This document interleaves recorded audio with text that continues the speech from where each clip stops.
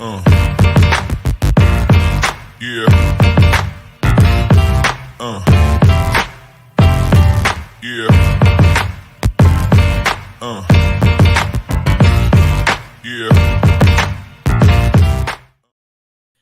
Happy Thursday, everybody, and welcome into GC Live Afternoon Drive. I am Mike Yuva, and we are a day closer now to game day. South Carolina gears up to host Mississippi State in what will be their first home SEC game of the season, coming off a disappointing loss against Georgia, where they showed a lot of fight in that first half. Not that we celebrate moral victories around here, but the point being is we're seeing progress with this team, and we'll get into that a little bit more, as well as our weekly keys to the game. Today we'll be joined by former Gamecock quarterback Stephen Garcia, who is a great person to have on today for multiple reasons. We can talk about the offense. We can talk about how you try to find ways to get the offense to find some type of identity outside of just having to be a team that is one-dimensional, right? And what I mean by that is obviously they haven't been able to establish the run to a point where South Carolina, heading into this game this weekend, they're ranked 128 out of 130 teams in rushing yards per game. Let me say that again. South Carolina ranks 128 out of 130 in FBS. That is third worst for those of you who are not math whizzes. I was not that great at math back in the day, and neither am I great now, but you can put two and two together with that. But we'll also talk with Garcia about Alshon Jeffery, because it will be a very, very special weekend at Williams-Brice Stadium as they retire his jersey, and obviously what Jeffery was able to do during his Gamecock days. Obviously, Garcia was there too. That was part of the heyday of Gamecock football, and we'll relive some of those memories. We'll talk about the Alabama game, I'm sure, and anything else that you guys want to talk to number 5 about, whether it be about Jeffery or about South Carolina, where things are at right now, or if you want to talk to Stephen in general. I mean, we'll bring up some different things. I know one thing that Stephen and I have talked about even before the Johnny Manziel documentary came out. He said, man, he's like, imagine if there was a documentary on me and some of the stuff that I could get off my chest. But maybe we'll bring that up. But again, if you guys want to comment, ask any questions, fire away. Stephen is going to be joining us probably in the next, I'd say, 10, 15 minutes. Got to pick up his daughter from school. One of 3 children now. He just had a daughter a couple months ago. So congratulations to Stephen. Having said all that, let's get into our weekly keys for South Carolina, shall we? Now, I know there's a bunch of different things that we could talk about. We could talk about keeping the quarterback upright, right? And we'll talk about the running game too.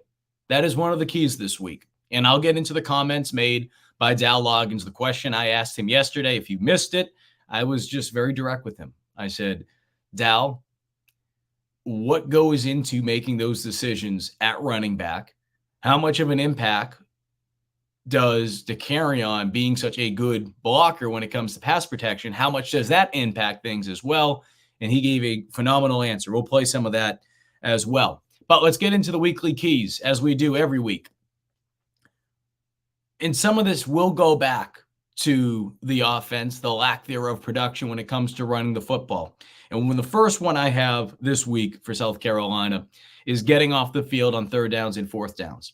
Last week, Georgia was 5 of 13 on 3rd down conversions. When you look at that, it might not seem as bad, but a lot of that success for the Bulldogs came in the second half. And when you add in the fact they were 2 for 2 on 4th down conversions as well, it impacted the game in ways where South Carolina, they couldn't help themselves out, right? They weren't able to get off the field. And when your offense isn't able to get the run game going, even though it all depends, we can go from team to team when you're talking about time possession. When you're already thin with the lack of proven depth on defense, and some of these guys are coming along. We saw Pup Howard out there a little bit last game. I think he had 12 snaps, and defensive coordinator Clayton White said he probably could have played him another 15 plays. But because of that, because of their inability to run the football, it's really putting their defense in a bind, especially in that second half when it was going 3 and out, 3 and out, 3 and out. I bring that up because I want to show you guys a comparison here. Last week, South Carolina ran 61 plays on offense. 61 plays. Defensively, they faced 80 snaps. Debo Williams at linebacker, Marcellus Dial at defensive back Nick Eamon-Worry, defensive back DQ Smith. Those 4 players, they all played all 80 snaps. All 80 snaps. So when we go back and we're talking about the inability to get off the field on 3rd down and get off the field on 4th down, when your offense isn't able to sustain drives, your defense is already going to be exhausted as is. And this isn't no excuses about, the conditioning. No. I don't care what your type of conditioning routine is. I don't care what the heck you're doing in the offseason. I don't care what you're doing in season. When you don't have the proven depth behind you, at least a couple games in, and we knew that even going into the season just because this team is so young. At some point, that's going to happen at certain positions. It's happening at linebacker. It's happening in the secondary. Some of those guys are coming along. We've seen that even in week 1 with Jalen Kilgore getting in there because of the injury early on the first series against North Carolina with Nick Eamon-Worry. And thank God that Eamon-Worry's back. And if you needed any further proof that he's starting to feel like himself, just look no further than the fact that he played in all 80 defensive plays last week against Georgia. But I throw that out there, and I also want to add in O.D. Fortune, who played 69 snaps, and then Stone Blanton played 68 snaps. Those 1, 2, 3, 4, 5, 6. Those 6 players played 68 snaps or more. If you want to do the math, again, this isn't a math program, but Stone played the fewest of that 6. And he only missed 12 snaps. So the whole point being is you need to help yourself out. You need to be able to get off the field, especially not knowing what the offense is going to be able to do. We don't know what the run game is going to look like. I mean, I'm optimistic, and when I talk about the run game in a little bit, I'll explain why. But until you can see that defensively, you need to help yourself out. You need to be able to get off the field. You need to be able to do what you can to help your team out by getting off the field on 3rd down, 4th down, those money downs, to be able to hopefully save some of that energy. Because again, looking at some of those snaps right there, and I think guys like Pup Howard, now that you're heading into the 4th week of the season, and outside of the fact I use Pup for example, Pup missed some time during preseason camp. That was also on the other side of it. Nick Harbor missed some time during preseason camp.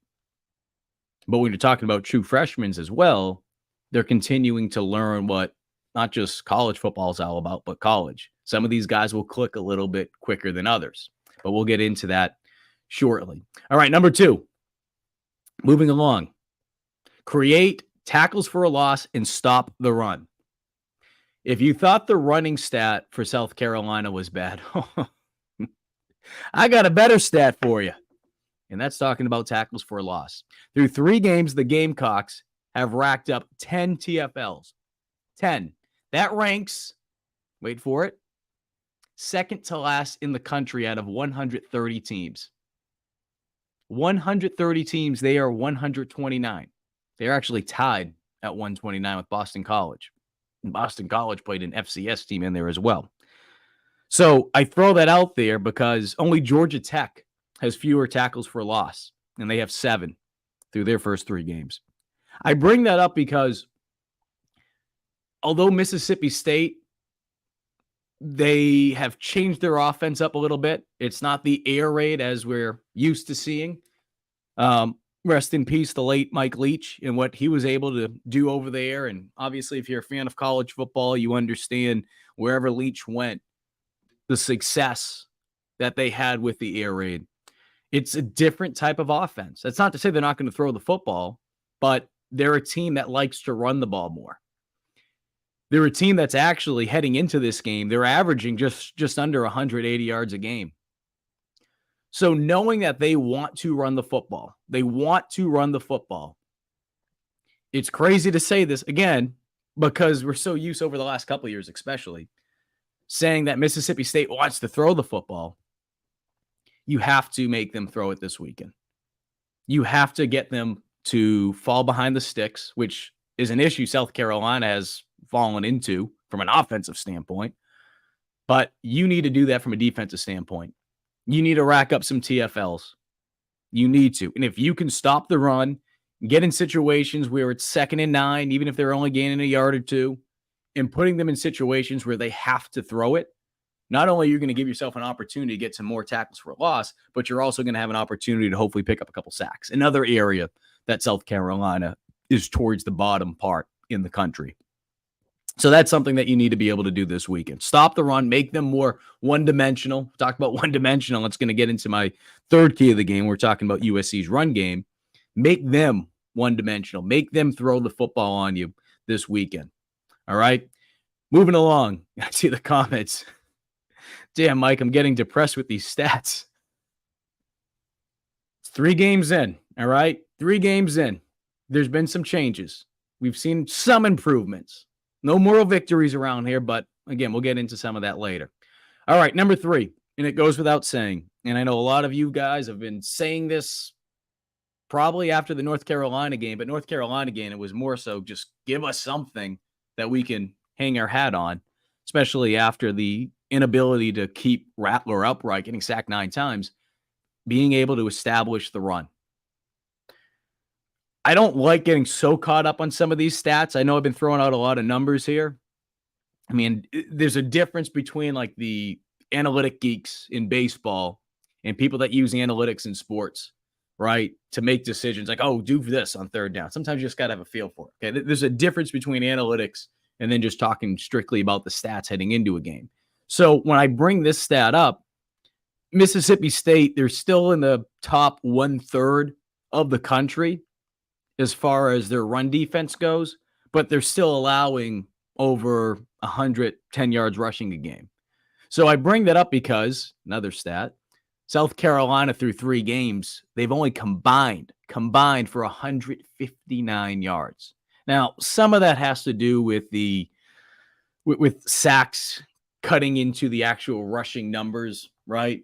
So it's a little wonky, but I mean, you don't need to look at the stat sheet to know that from just a lack of success standpoint, USC, when it comes to the run game, they haven't been able to do much, regardless of those sacks that have cut into their run total. So if you're averaging about 53 yards rushing a game, I'll be generous. I'll give them another 15 yards or so, right? We'll just round it up to 65 yards. So let's say South Carolina is averaging like 65 yards rushing this season without the sacks. And again, I'm not looking at the exact numbers in front of me. We're just ballparking it. That's still not anywhere close to where it needs to be. I've talked about this a lot over the last couple weeks, and we'll play the soundbite from Dell Loggins in a little bit. I kind of want to wait, though, until Stephen Garcia pops on, just because I don't want to start playing it and then cutting it short. But with how bad the offensive line, and I don't want to just blame the offensive line, because some of it also had to do with just, tight ends may have missed a block too. The lack of protection week 1 against North Carolina. Okay. And I don't want to go down this rabbit hole of repeating a lot of the stuff that we've already talked about. And as I said on Tuesday's show, I'm not going to sit here and talk about, well, why didn't they have this? Why didn't they bring an offensive lineman in? Why didn't they bring a running back in? We're 4 games into the season. All right. This isn't the NFL. They're not going to go out and trade someone. They're not going to bring someone in off the streets. The reality is this is what you have to work with right now. You want to bake a cake? You're in your kitchen. The ingredients you have, that's what you got right now. All that other stuff, I'm not making excuses about it, but it's like we've done that. We've done that song and dance. And it's not going to change anything based on where they are right now. So I'm not going to go down that rabbit hole for anyone that wants to bring any of that up today. Having said all that, what we've seen from South Carolina is this, from an offensive standpoint. The pass blocking has improved. Is it perfect? Certainly not. No question about it, that's not perfect. But having lost your left tackle in the spring game, so you don't have really that same rhythm coming out of spring as you would have if your left tackle didn't go down, as you head into preseason camp, as you head into fall camp. But then 2 series in, your right tackle goes down, and he's hurt. So now you're playing musical chairs on the offensive line. At that point, you have to figure out what you can do to correct things on the fly. And I think with South Carolina, that fix was, okay, we need to be able to bring some guys in and we need to be able to help Rattler throw the football. And we've seen what Rattler can do when he has time to throw the ball. So being able to bring Dakereon Joyner in, who is still figuring out what running back and be able to play the position is all about. There's no question about that. Well, he might not necessarily be the best running back that South Carolina has, and that's still to be seen. He at least is giving USC the ability to improve on something where at least week one, they were absolute hot mess. They were absolute garbage. And you can back that up with the simple fact that South Carolina ranks 8th in the country in passing offense. Now, again, having said all that, that doesn't excuse the fact that they haven't been able to run the football. But we're trying to make sense of it, right? There's a lot of people out there. There's going to be other shows. There's going to be websites. People are going to be typing stuff up saying, yeah, run the football, run the football. Yeah, I want them to run the football too. I want them to have success. But sometimes you got to take a step back and try to process what is going on, what South Carolina is trying to do to correct things in real time. And one of the things that they've been able to do is give Rattler some more time. Outside of that Furman game, because at that point, Rattler was already out of the game. He was already out of the game. They didn't allow a sack when Rattler was in there against Furman. Last week, Georgia got to him, I think it was twice. So since that North Carolina game, in the last 2 weeks, going up against one of the better defenses, and then you're going up against for what they are in the FCS, they're a very stingy defense, but still an FCS opponent. You've only allowed 2 sacks these last 2 weeks. If I told you that South Carolina is only going to allow 2 sacks after what we all saw week 1 against North Carolina, I think a lot of us would say, sign me up. And again, I'm not counting those other 2 sacks against Furman when the backups were in. I'm talking strictly about when Rattler was on the field.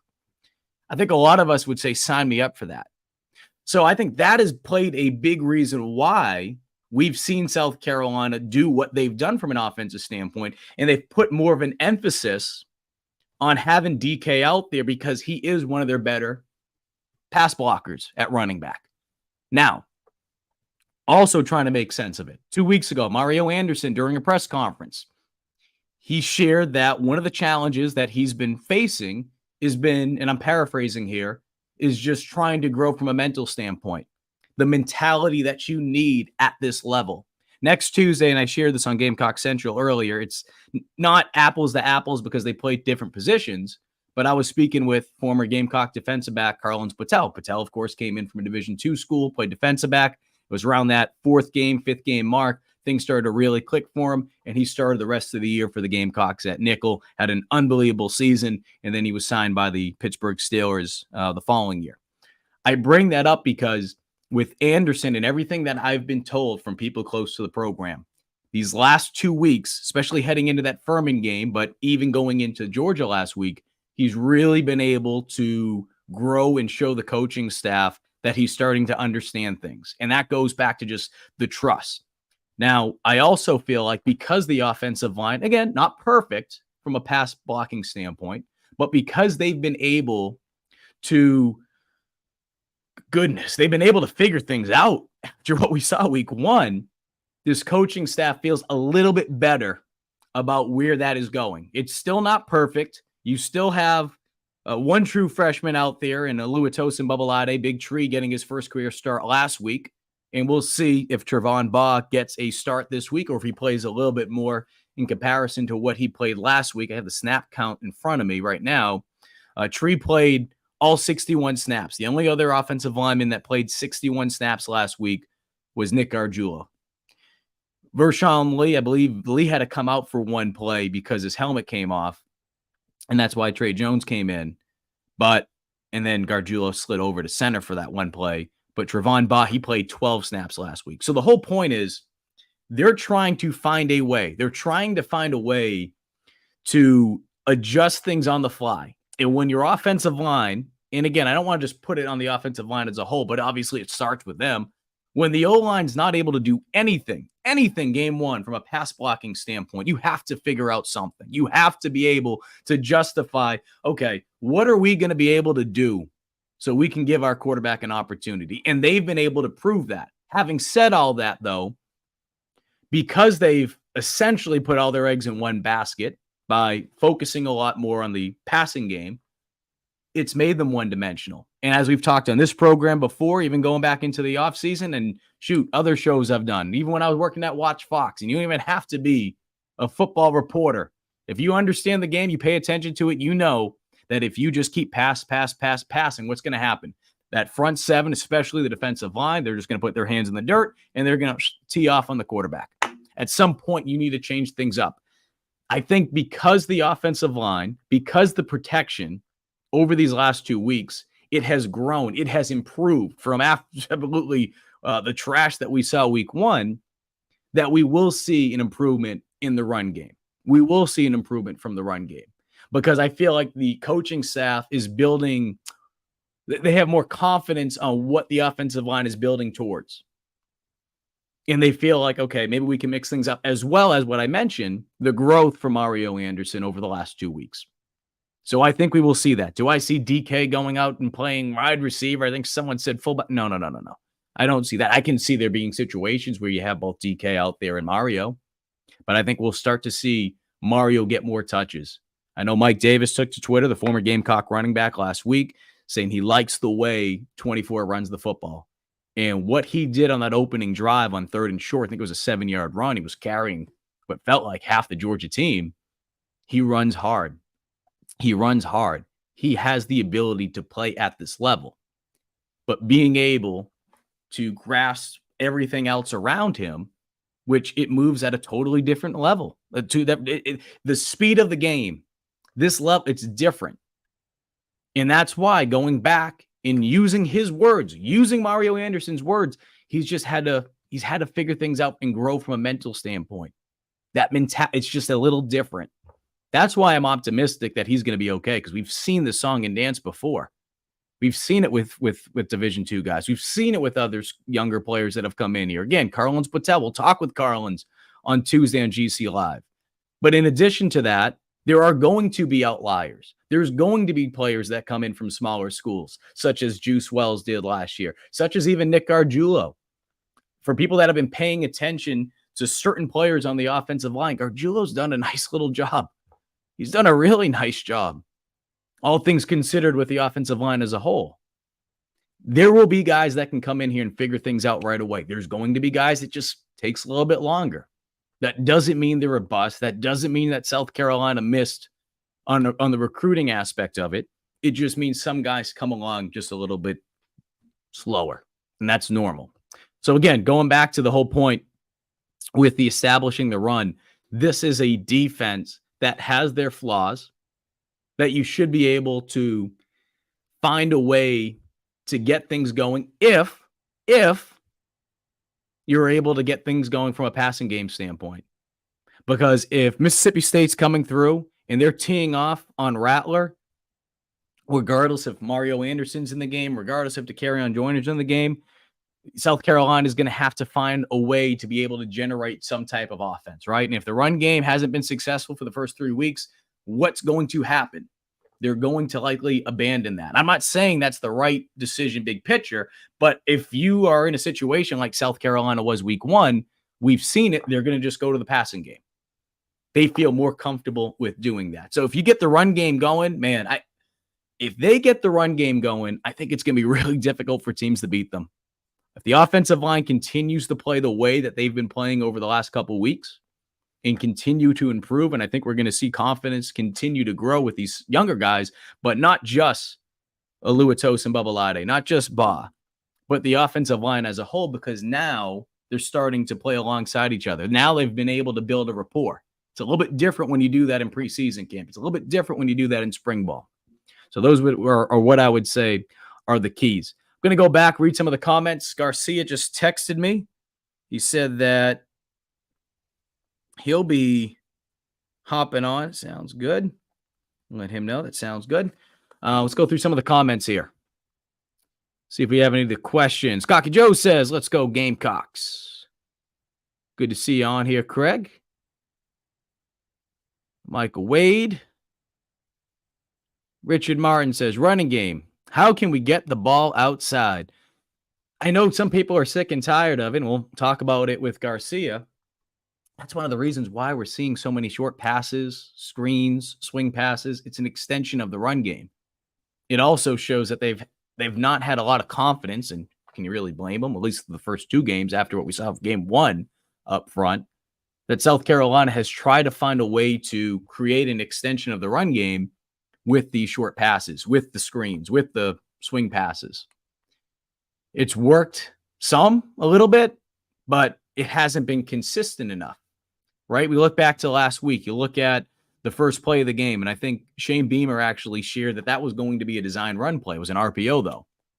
And based on the look that Georgia gave them, they decided to throw the ball. We took a short little pass. They threw it to Luedecke, and Doty took the ball for 5 yards. We saw a bunch of other screen passes, swing passes, balls just out towards the flat, that only 3 or 5 yards, just quick little passes. We also saw a screen to Juice Wells, who looked phenomenal in that first drive. And it's a damn shame that he's going to be out at least for this week, probably out for the next couple weeks. But as Shane Beamer said on Tuesday, it is not season ending.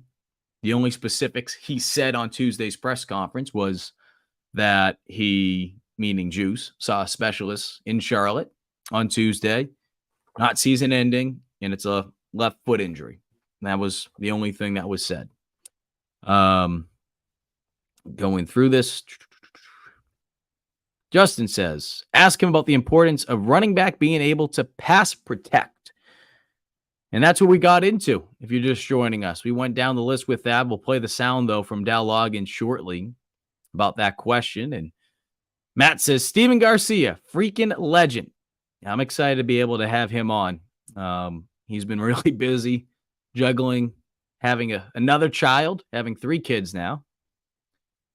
But Jane Nelson Felder said, love watching Stephen and Alshon team up. I mean, you look at that Alabama game in particular, some of the catches that Alshon made, some of the throws that Stephen made. I mean, both of them were playing on a different level that day. Totally different level. William Jones says, I've been hoping to get Stephen Garcia on. Yeah, Stephen's going to be, let's see. Stephen's actually messaged me. Will I be on video? Because he's picking up his kids. So God help us all. Cocky Joe says, the bend don't break defense is not my favorite. Too many yards given up and momentum given. Yeah, I think the challenging part is when you look across college football, and a lot of even pro coaches talk about it now, the bend don't break mentality, just because the way the rules have changed with how defenses are able to play certain things and the inability of really being able to use their hands. Obviously, in the NFL, it's a little bit different, right? After 5 yards, you can't check the receiver downfield. In college, you can get away with it a little bit more. But as we know, not just in pro football, but in college football, even trickling down to high school football, a lot of the rules that have changed over the years, it has been in favor for the offense. They do that on purpose, right? They want to be able to see high scoring games because offense, it's more exciting, right? So I think over the years, a lot of coaches, obviously they would love to be able to get off the field on third downs. The defensive coordinators would love if their defense, shut out every opponent, but we're seeing higher scoring games. There's always going to be outliers, right? But the bend don't break mentality, that's fine. But when your defense is so thin as it is going into the season, at some point it's going to take a toll on you, especially if you're getting into, whether it be a track meet or you're getting into the fourth quarter and you're just absolutely gassed. And as I mentioned before, when you look at the snap counts from last week's game for the defense, and I'll pull it up right here in case anyone missed it.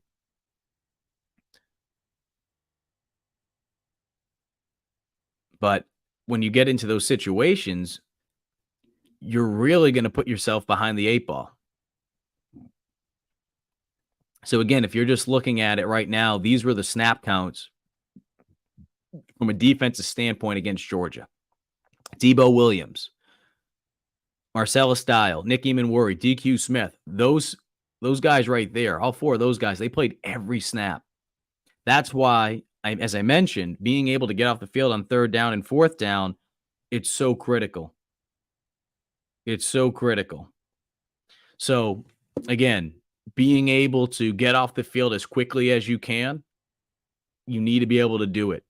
That's why the bend don't break mentality, I don't think it's fully going away, but at the same time too, you need to help yourself out when you do get into those third down situations, right? You need to be able to find a way to get off the field so that you can help yourself out, especially if the offense is struggling, right? We can't assume that Rattler's just going to go down the field and be able to march, or the offense is going to be able to find a way to run the ball and sustain long drives.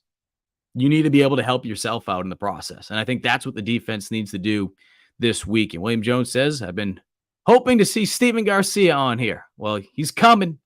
Justin Simmons says, does the 3-3-5 MSU run on defense provide an opportunity for us to possibly run the ball?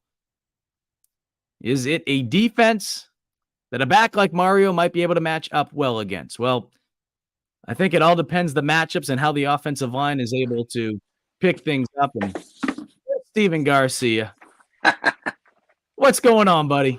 What's up, man? How we doing? I'm doing well. We got a lot of people excited that you hopped on here today. Good. Obviously an exciting weekend with Alshon getting his jersey retired. We'll get into that because a lot of people, they still have memories, obviously the Alabama game, but just that time period. And obviously that was the heyday outside of the Black Magic year of Gamecock football. So we'll talk about plenty with that. But I got to ask you, though. I mean, we talked about it's hot as hell, man. It's hot as hell. That's why I'm not wearing a shirt. It's. I just picked up my daughter as I was texting you. I'm still kind of sweating. I had to get the fan going here. Oh, you're all right. You're all good. I mean, this isn't a PG show, but we'll just try to keep the swears to a minimum so I don't have to get yelled at later. But right. So we're all good with the sponsors. But Stephen, I mean, it's a small sample size. Where have you seen South Carolina just improve from week 1 to week 3 as an offense? It's so easy to say the protection, but are you noticing anything different over the last couple of weeks? I mean, I think the protection is hands down the better part of the operation. I think the defense is definitely playing well as well, a little bit better than they did against. Obviously, Drake May is a hell of a. I mean, he's the Heisman hopeful, so it's kind of tough to keep him contained. But yeah, for the most part, I would just say, like everybody else is saying, the protection is vastly improved, and I think Spencer's doing a better job. Not necessarily looking at the rush as much as I thought he did the first week, and I caught a lot of hell for saying that on Twitter, but I call it like I see it, man. I mean, it is what it is. No, you do. What have you seen, though, that you like with what Dell Loggins has done? And we'll talk a little bit about the run game. I was talking about that before you hopped on. Obviously, you have to work with what you got. They're trying to figure things out in that running back room. But to go from what we saw week 1, getting sacked 9 times, to heading into week 3, and obviously they could have probably adjusted a little bit better in that second half against Georgia. But all things considered, they're ranked 8th in the country for passing offense. They're without their top receiver, Juice Wells, for most of the season, or the majority so far. You don't have a running game. I know the Boston accent slipped on. Yeah, I was about to say 2-5. I know you love it. What have you liked that he's done? And if you can explain to people maybe some of those things other than, oh yeah, they're just throwing the football.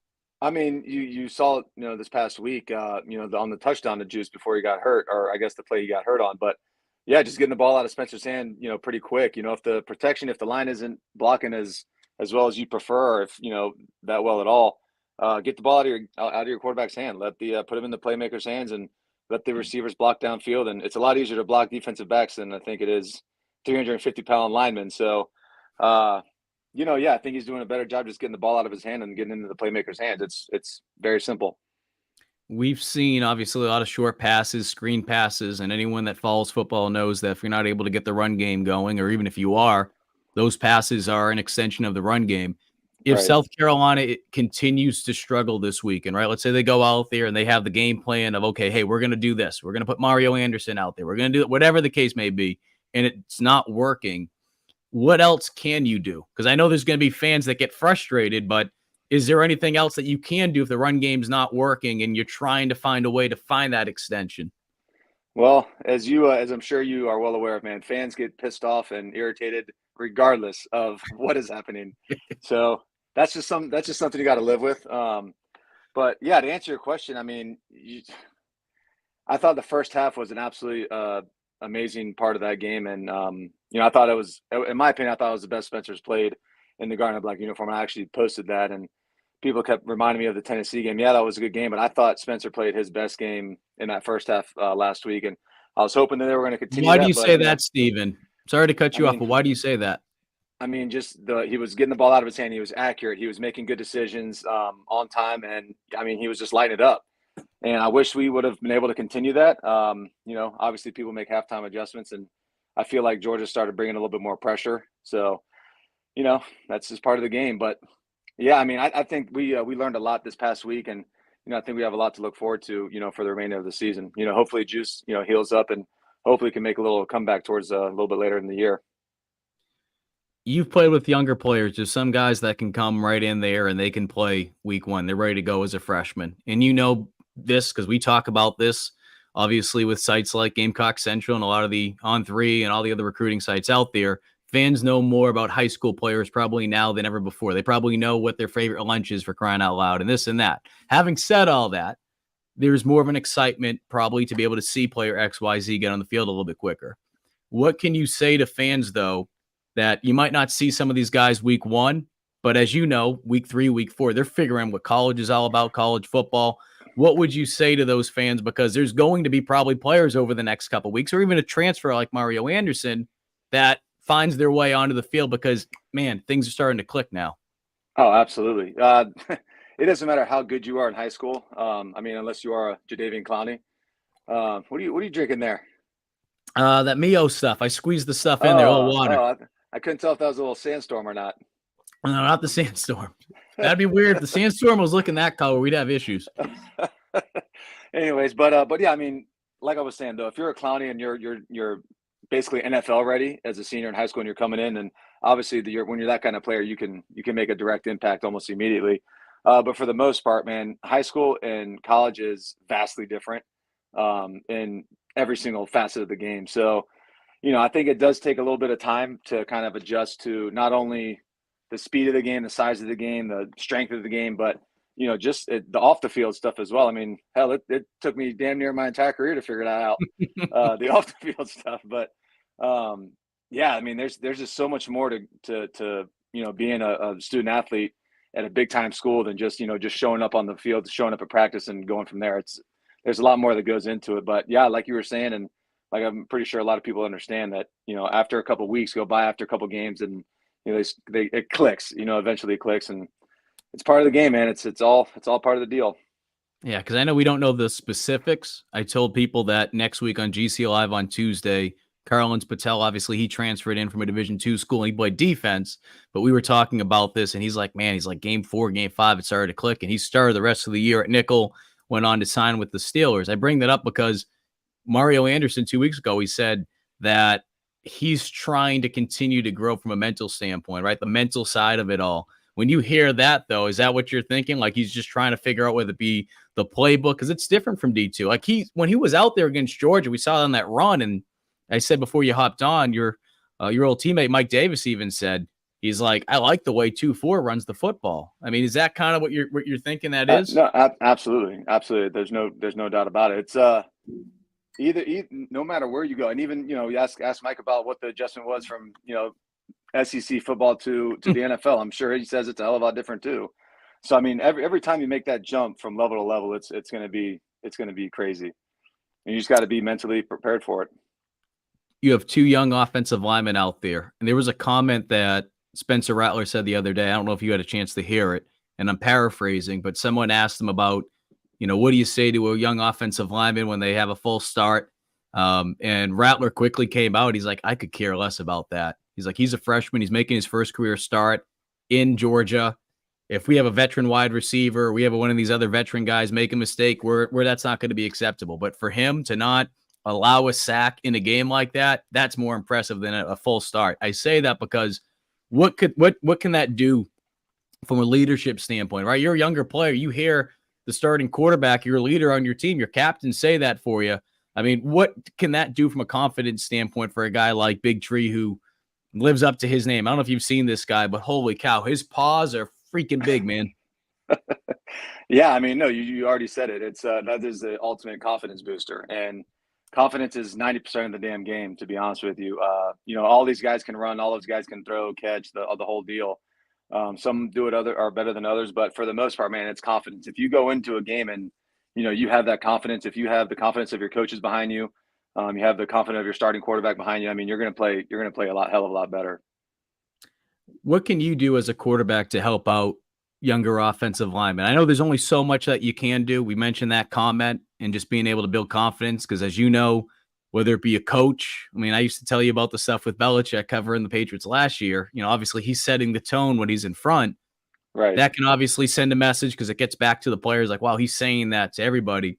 What can you do? Is there some little things maybe that we don't see in games to be able to help out those offensive linemen as a quarterback? Obviously, these other offensive linemen are working with them, but as a quarterback, what can you do? I think just remain positive. That's really all you can do. If I know that if I was an offensive lineman and I had somebody tell me to get off my ass and make a block and stop being offsides all the time, it would drive me absolutely crazy. And that was Coach Spurrier to me, man. I mean, that just constantly nagging him. I didn't do myself any favors because I had a hard time listening to him. But yeah, I mean, it makes it tough when you have somebody constantly barking at you. So I think Spencer was perfect on that. Just bringing up the positive things and kind of dropping the negative stuff.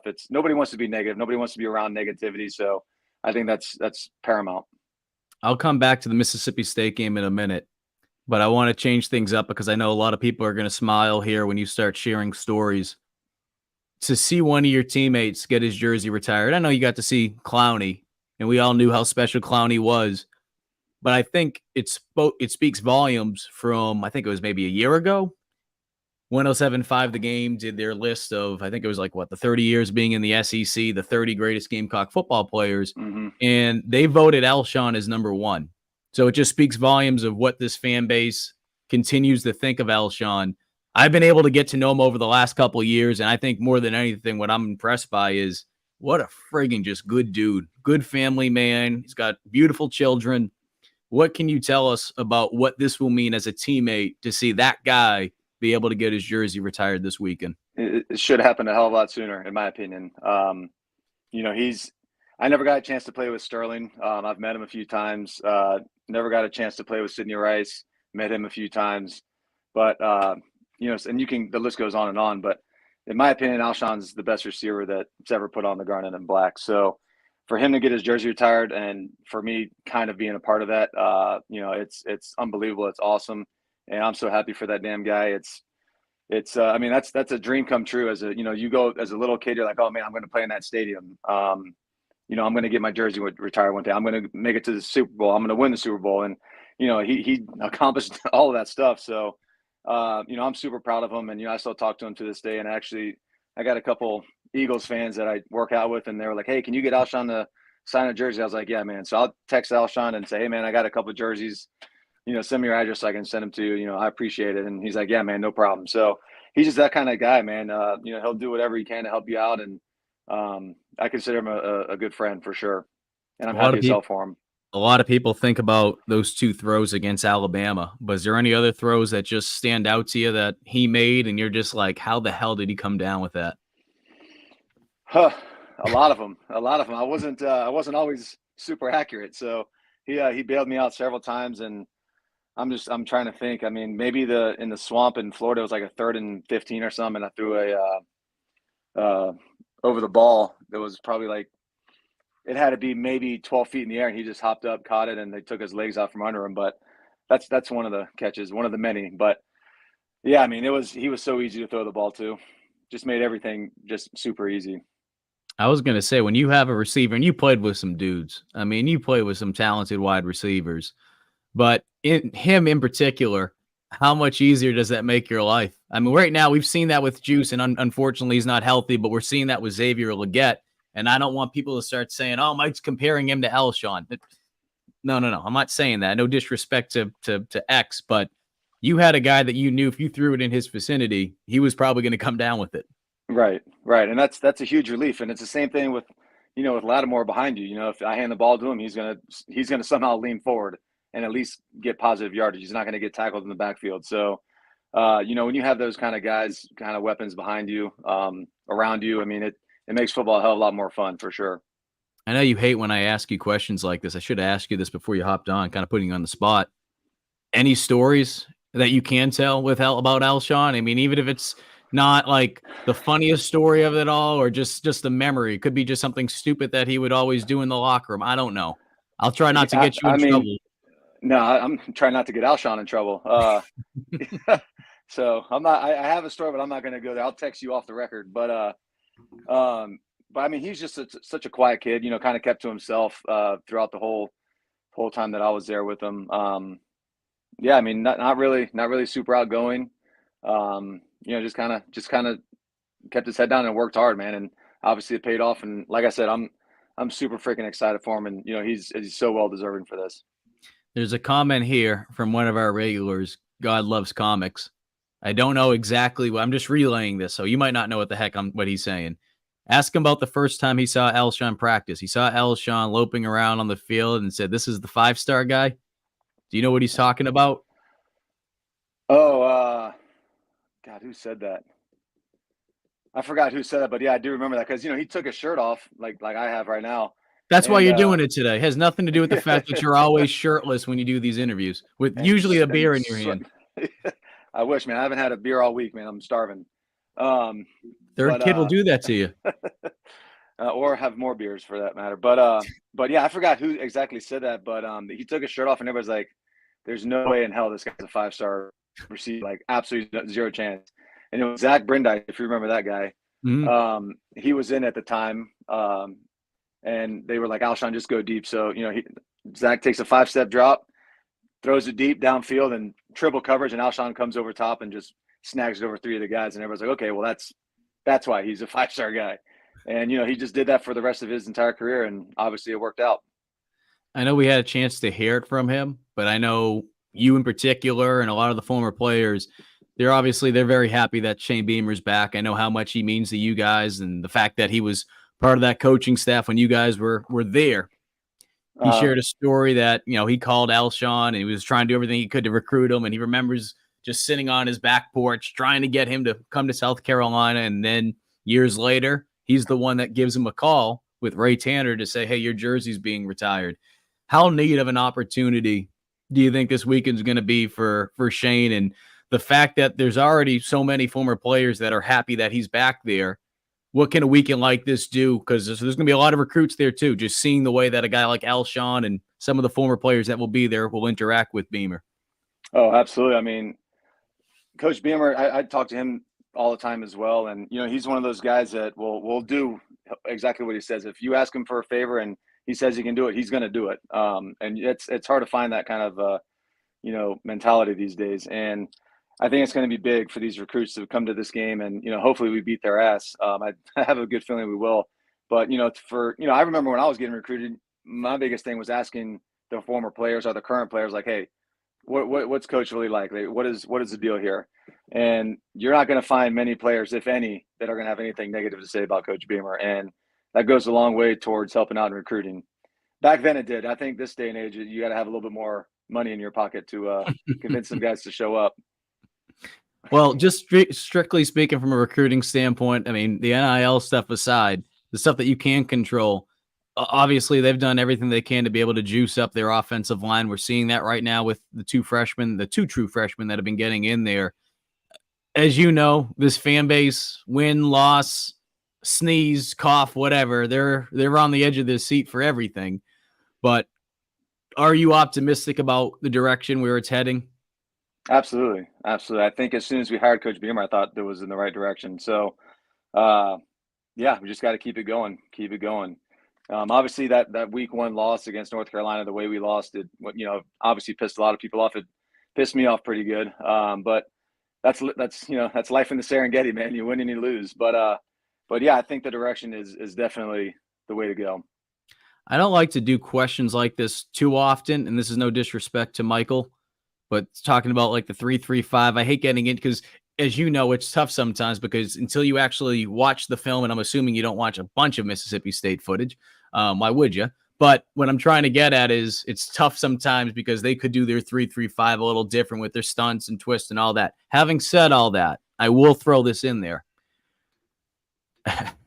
What's the best way to attack a 3-3-5 defense just as a whole? Because we don't know what the game plan is going to be for South Carolina, but This is a defense that they're going to run. Yeah, watch what happened to that 3-3-5 last week against LSU. I mean, it's what the guy throw for, like 6 touchdowns and like a couple incompletions. I mean, yeah, and I don't think he's as talented as Spencer is. So, yeah, I mean, put on that tape. If I'm Dell Loggins, I'm just watching that tape and say, all right, let's just do exactly what LSU just did and beat these guys' ass. I mean, because I'll be honest, I don't know anything about 3-3-5s. I never saw it when I was playing. So I think it's kind of it's a weird ass defense. So I don't know the first thing about attacking it. We used to, I'm trying to think what we used to do. And I know Chesney. We've talked about Chesney before. It creates a lot of those matchups when, from a blitzing standpoint, you're able to do a lot of different things, right? And that's what they're trying to do. Because I think naturally people see the 3-man front and they're like, oh, you should be able to run the football. But like you said, if the pressure's not getting there and you have a guy like Rattler, why wouldn't you want to throw the football? And, we can see South Carolina throw the football for 600 yards, but because they only rush the ball, and I'm making this up, rush the ball for 50 yards against Mississippi State, people get pissed off at that. But, as you mentioned at the beginning, everyone's going to get upset about something.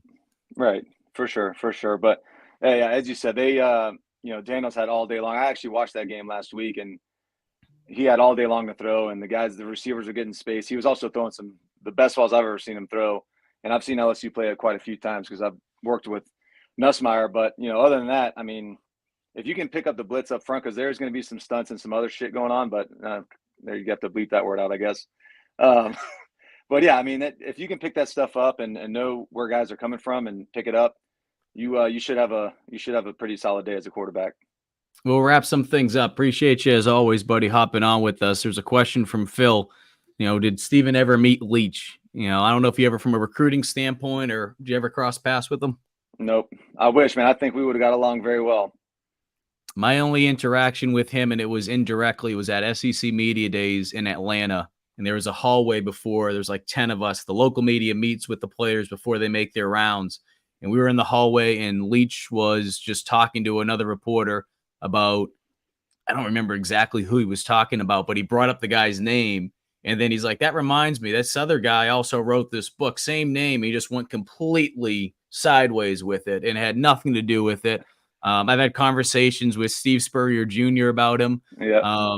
But like the point being is, and Alyssa Lang's talked about him plenty of times on air, what you saw from him is what you got. Like there was no, like it wasn't an act. Like that's just who he was. So certainly someone, the football community, not just the SEC, or the football community is truly missing. They'll continue to miss. Another question says, what's Stephen's most memorable moment against Mississippi State? Never played against them. Really? Yep. Well, I guess for the crossovers with the West, there was plenty of times where back then,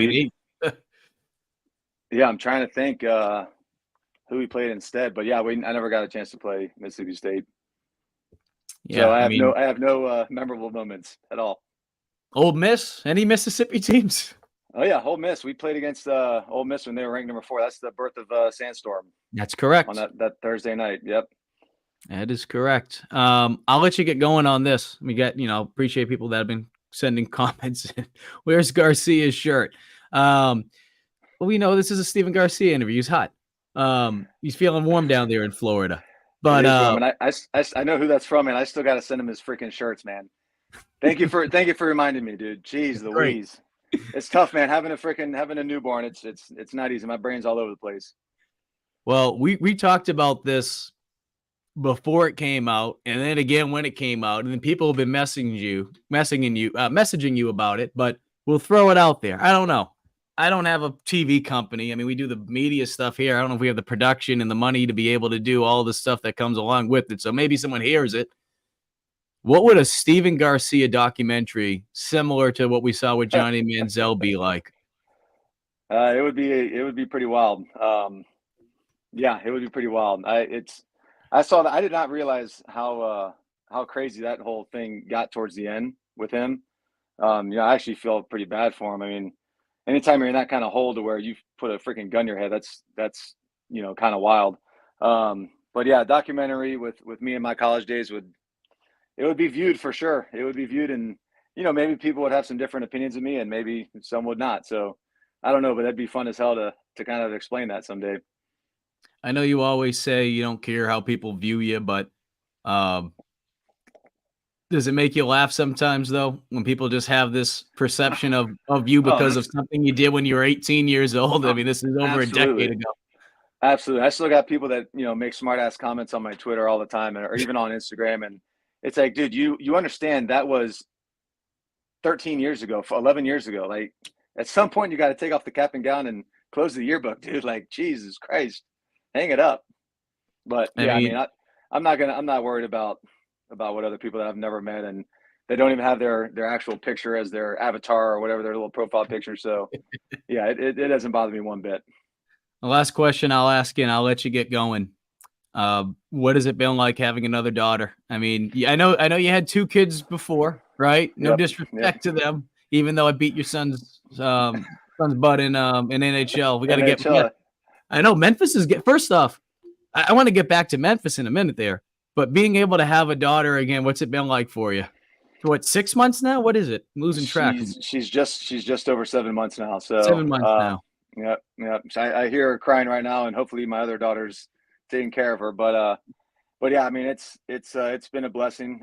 She's going through the teething stage right now, which is not a blessing, but it's a short little time period of nonstop complaining and crying. But yeah, I can't wait, man. And we're not done yet, or I'm not done yet. So In Memphis is coming along, man. But yeah, hey, yeah, he we're is. seeing the highlights of him. Remind people what great he is, and just how things are going for him because he's playing quarterback. Yeah, so he's a sophomore. I guess in Florida they're doing this new thing where you can play 6 quarters, so you can play, 3 on JV, 3 on varsity, or 2 on JV and 4 on varsity. So I'm trying to get the coaches at his school to let him play, 2 quarters of JV. But they rather have him be able to play all 4 quarters in case of a backup, and they don't want him getting hurt in the JV game. So yeah, but long story short, he's come a long way. He's at that typical 15-year-old teenager. Oh, Dad doesn't nice. know what the hell he's talking about. So I have to remind him sometimes whose dad is. So, but yeah, I mean it's awesome seeing him grow and starting to get a little more mature and kind of figuring out his life's path. And he comes home from practice and goes in the shed and works out. So I mean it's the determination is there, and I'm looking forward to see what he can do with 2 years of starting on varsity next year. How special is that, though? I mean, I know you don't want to get not to make it like all corny and sentimental, but I remember going down there to one of your training camps, helping you out, and you're with him a lot. I mean, I know he's not there every day, but being able to do what you do, which obviously I know how much you love being able to train kids, but the fact that your son has obviously took a liking to football and he wants to be a quarterback, and I'm sure he's starting to get to that age now. He knows like what you did in college in terms of all the success that you had with football. How neat is that? Oh yeah, I mean it is awesome, but he also knows what I did off the field in college too. So he reminds me of that all the time. Sometimes when we're arguing, but I tell him, and it's the same thing as my dad told me. He's like, I want you to do better than what I did. I got my first offer as a freshman in high school. And I got a chance to go all these places and take all these physical visits, and got a chance to play in the SEC and this other shit. And it's like I want you to be better than that. I want you to try to achieve more than that, or want to achieve more than that. So that's why I'm hard on you, man. If you don't like it, then you don't have to play quarterback. You don't have to play football at all. But I'm telling you, if you do, I'm gonna tell you what it takes and what it's going to require for you to do it. Especially in this day and age where, I mean, there's no shortage of crayon eating quarterback coaches, man. It's unbelievable some of the stuff these guys are teaching. But every quarterback. That being said, every quarterback has a trainer that they're going to see, and the position is just getting that much more competitive. So I was like, dude, you got to lock in, you got to focus up, and pay attention to what the hell. I know what I'm saying. I know what I'm doing. I've got plenty of kids that are playing in college and a couple of NFL guys. So I mean, I know what I'm talking about. You just gotta trust me on this. Hey, last one, just because Craig made me think about this. He brought up about how nervous it can be and nerve wracking when you're watching your son.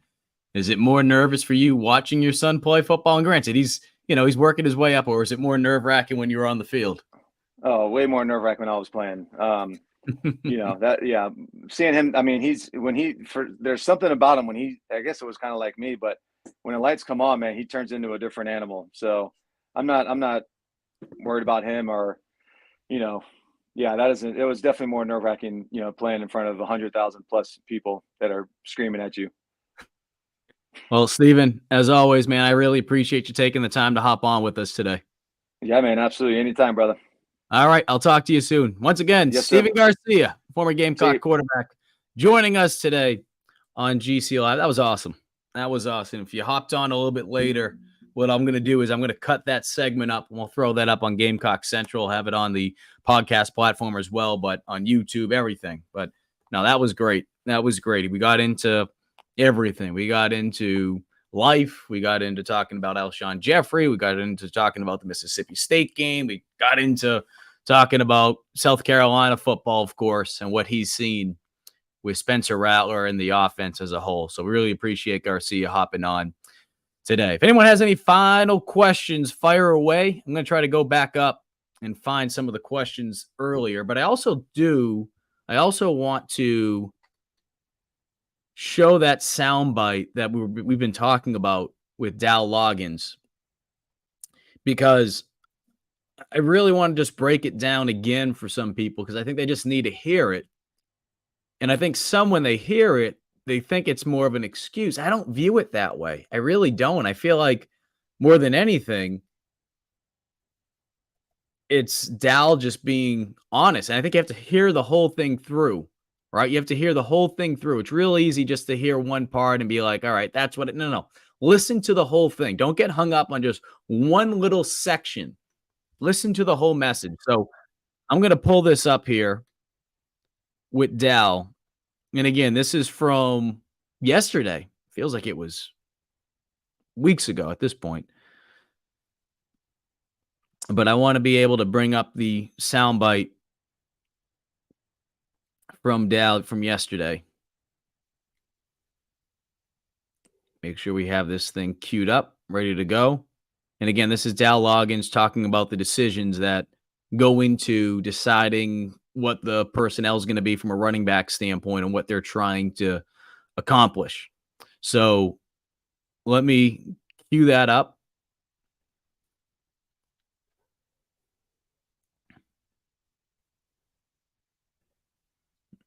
And again, I want everyone to listen. I mean, you have to listen to the dumb Yankee from Boston with my thick accent. Ask him the question, but listen to what he says, the full thing through, and then we'll discuss it. And if anyone has any comments, let us know, and then we'll wrap things up on the other side. But here, take a listen. Dell Loggins yesterday talking about what goes into the decision process at running back as they are trying to figure out what they can do to get a spark out of that room. Dell, I know there's multiple factors that go into making decisions as to who's going to be on the field at a certain time, especially at the running back position. I know Mario played a little bit more of this past weekend, but what can he do more to be able to get on the field, and how much of DK's impact in making a difference on, his pass protection? How much difficult does that make it, whether it be Mario or any other running back? Yeah, I mean, you nailed it. And obviously you have a pretty good feel for that as well, because you're accurate with DK. When the last two games, the two top 25 teams we've lost to, they've become in the, lopsided scores in the fourth quarter or second half. You're down 7, you're down 10, you're throwing the football more. DK is a really good pass protector. He understands that stuff. And a lot of our decisions come based on practice.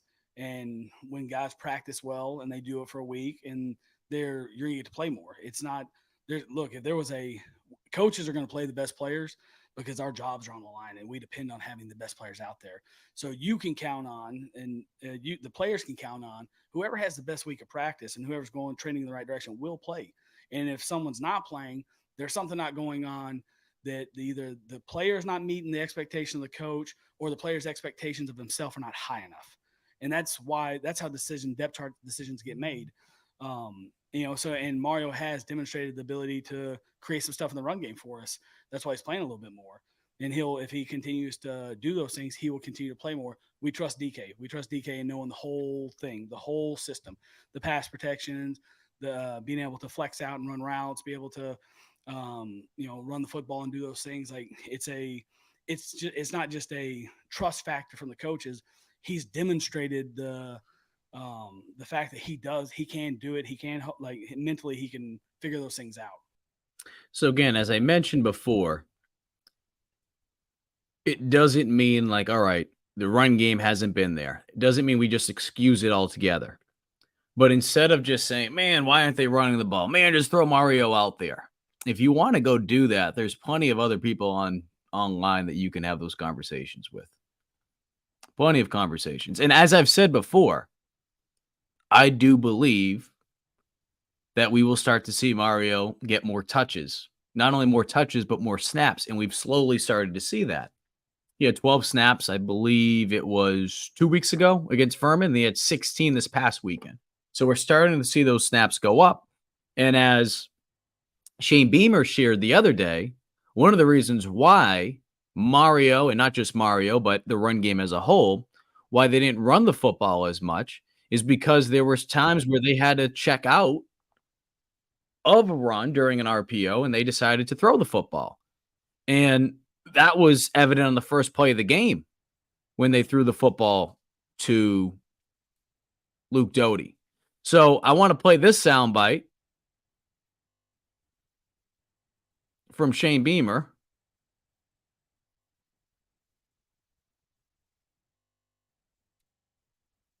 This is from Shane Beamer talking about the RPOs and checking out of some of the things, right?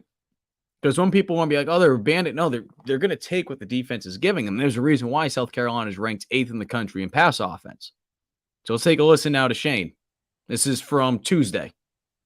Had a lot of called runs on Saturday that were RPOs, meaning if the box isn't favorable for us to hand the ball off, we're going to not hand it off and we're going to throw it. And first play of the game out there to Luke on Saturday. I mean, that was a called run that just the look they gave us, we're going to throw it out there every time. So again, we're starting to just connect things right here. We're starting to connect things. And I really do believe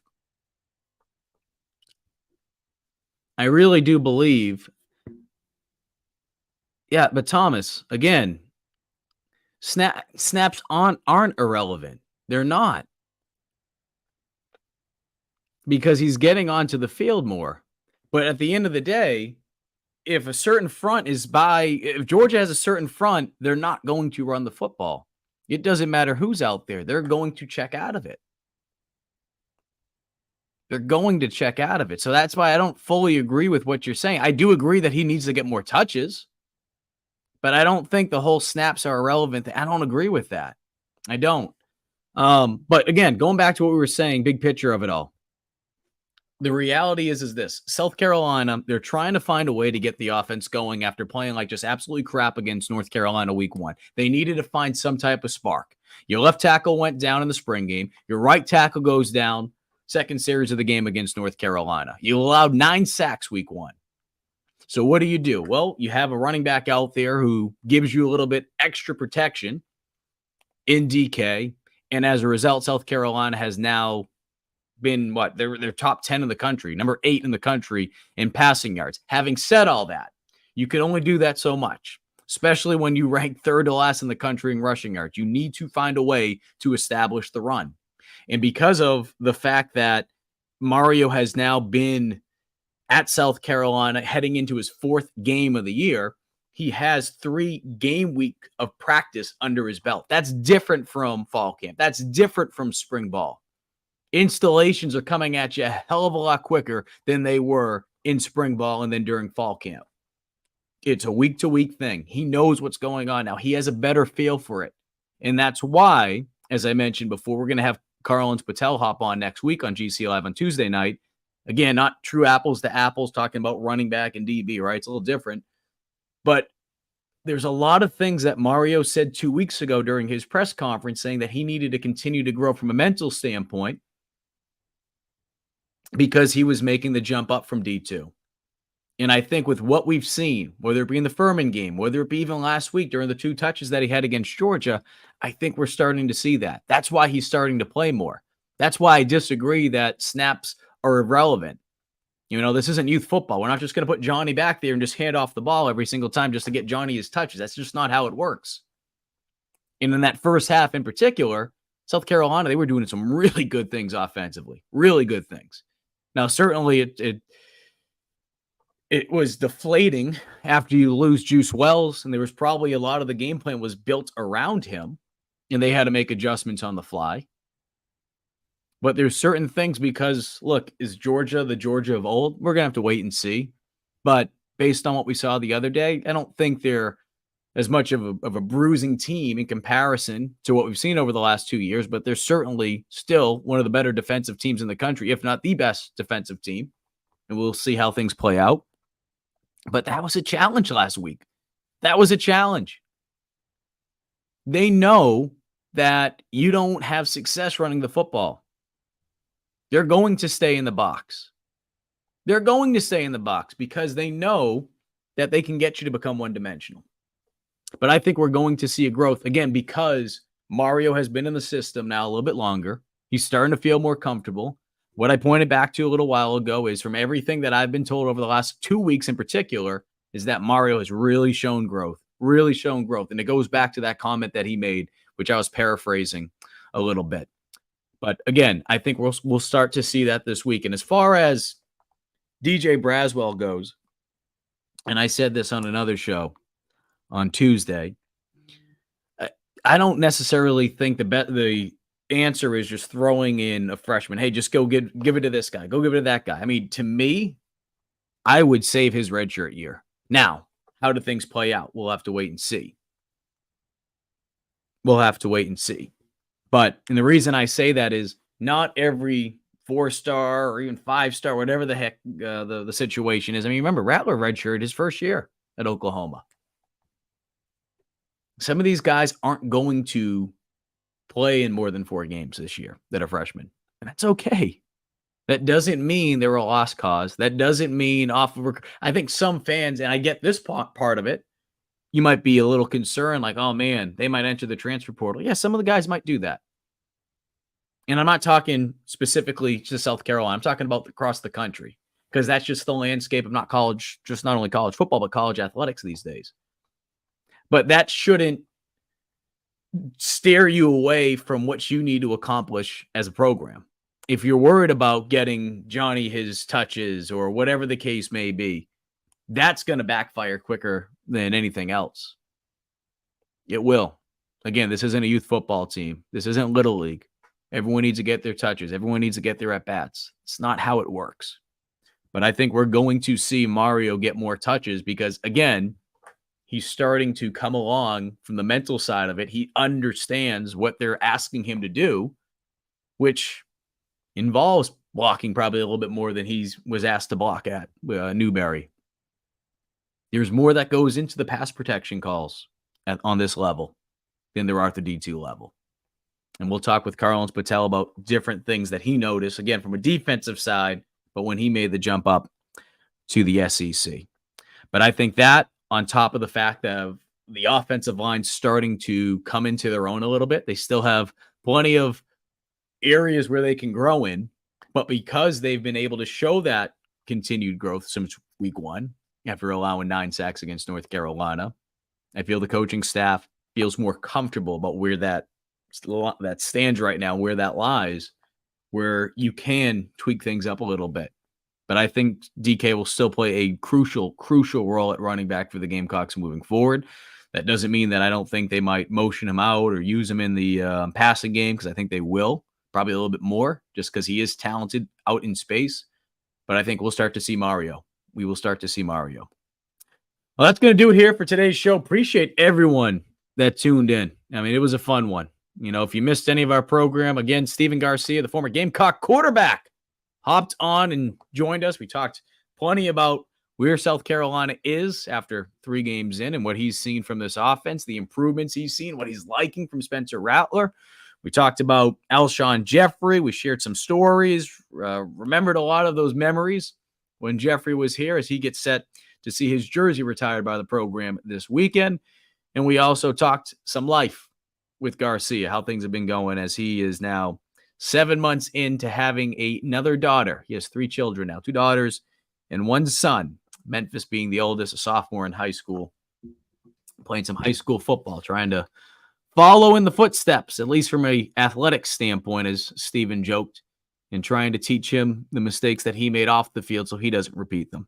But if you want to watch that, we'll have that cut up on Gamecock Central on the YouTube page. You can watch this entire program. If you want to watch everything, we'll also have that up. That'll be ready to go immediately after this. Or if you're a podcast listener, you can head on over to the Gamecock Central Podcast Network, and wherever you download your podcast, you'll be able to find that there. Appreciate everyone again tuning in tonight. Tomorrow, catch Chris and Wes. They'll be on at 2 o'clock. 2 o'clock to talk some Gamecock football. Final thoughts as Gamecocks gear up to take on Mississippi State. And remember, too, Saturday night, Alshon Jeffery, that jersey retirement ceremony. You're going to be able to see that if you're going to the game. If you are going to the game, be safe, everybody. Enjoy it. And hopefully next Thursday when we hop back on, we'll be able to talk about a Gamecock win. And, oh, by the way, on Saturday in the postgame show, we're going to have former Gamecock offensive lineman Garrett Anderson joining the program again. We will have the audio stuff taken care of. We corrected that, kind of like the offensive line. We've been able to make some tweaks and adjustments so that we can be better with the GC Live stuff. So, again, appreciate everyone that tuned in tonight. Have yourself a good Thursday and Friday, and enjoy the game Saturday night.